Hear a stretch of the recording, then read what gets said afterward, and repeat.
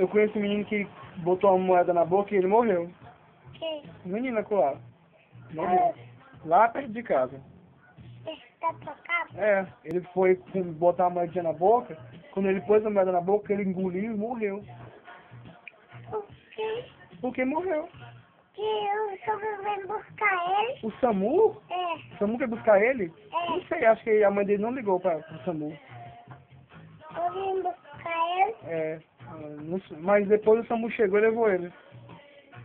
Você sabe o número do SAMU? Qual é? Eu só sabendo pegar o nome da casa. De nada do cemitério. No cemitério? Aí É. foi. Foi. Pois é, pois você não pode pôr a moeda na boca não, viu? Porque o menininho foi lá, ele botou a moeda na boca e morreu. Morreu, foi embora. Foi embora? Foi. Pro céu, morreu. Tá pro hospital? Não, só pro hospital depois morreu pro céu, foi pro céu. Ele tinha o seu tamanho. Hã? Ele tinha o seu tamanho, morreu. Morreu, mas É. a mãe dele? Não, só ele morreu sozinho. Só marquei. Sozinho.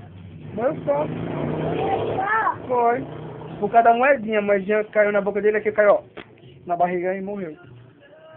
Sim? É. Não, mas não pode pôr não. Abriu a boca. Abriu a boca e botou a moeda.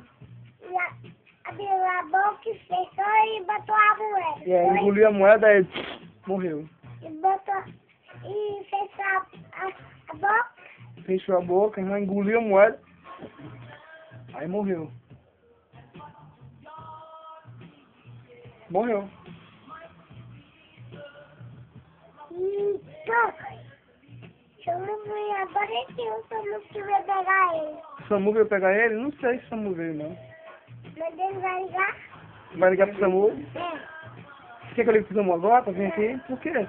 Você tem medo do SAMU? Por quê? Vou ligar pro SAMU agora. Eu ligo pro SAMU? Por quê? Ó, acho que o SAMU tá vindo, ó, o barulho do SAMU. Tá escutando? Não tem minha telefone pra ligar pro SAMU, Luiz Carlos. Por quê? Por quê, Lourão? Tem medo do SAMU? Vou guardar meu dinheiro. Vai guardar o dinheiro? Não, vem cá. Deixa eu chamar o SAMU. Vamos lá então, SAMU? Não. Não? Tá, então tá. Vai, tchau. Tchau. Eu ligo pro SAMU? Ligo pro SAMU? Não, né?